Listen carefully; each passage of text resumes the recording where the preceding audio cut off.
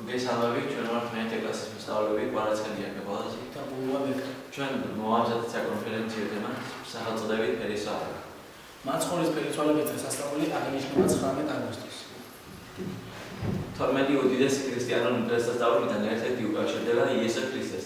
ფერისვალების შესახებ მოგვითხრობენ მახარებლები მათე, მარკოზი და ლუკა. უფალმა თავის მოწაფეთაგან გამოარჩია პეტრე, იაკობი და იოანე და მათთან ერთად თაბორის მთაზე ავიდა საოცრად. სანამ მაცხოვარი ლოცულობდა, დაღლი მოწაფეები ჩაეძინა. აღიძებისას ნახეს, რომ იესო ქრისტემ ფერი იცვალა და იცვალა მათ წინაშე სხვა ფერად და გამწყდა პირი მისი ვითარცა მზე, ხოლო სამოსელი მის იქნა სპედა ვითარცა ნათელი. პეტრემ უნებლიე წამოიზარდა, მოძღვარ კეთილ არ შმონდა, აქაყოფა და ვქნიათ ახლა სამტალვა, ერთი შენთან, ერთი მოსესა და ერთი ელიასა.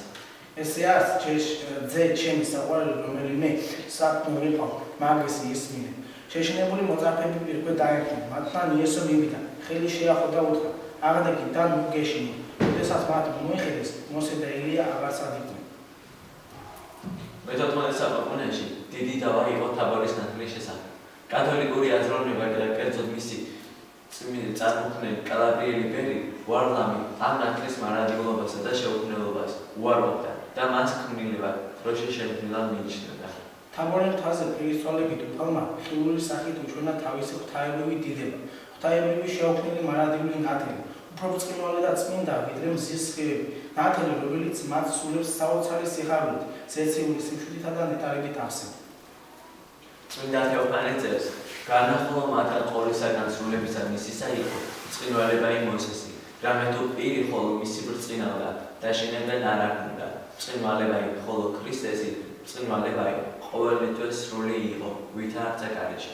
წმინდა მამა გრიგოლ პალამა ამტკიცებდა, რომ თაბორის ნათელი ეს არის ღვთაებრივი ძალა, ენერგია, სხვაგვარად რომ ვთქვათ, ღმერთი, რომელიც სხვა მიღმეულია ხილული სამყაროს. კეთილ არ ჩვენდა, აქაყოფაი, გამოხატავს მოწაფეთა უდიდეს სურვილს, უსაშვილოდ გაგრძელდეს ფერისვალების დრო.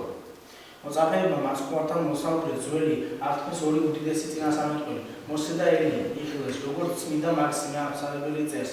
უფლის ფერისცვალებისას თაბორის მთაზე ნაჩვენები იქნა ცხოვრების სამი გზა, სათნოების, შემეცნებისა და ღვთისმეტყველების.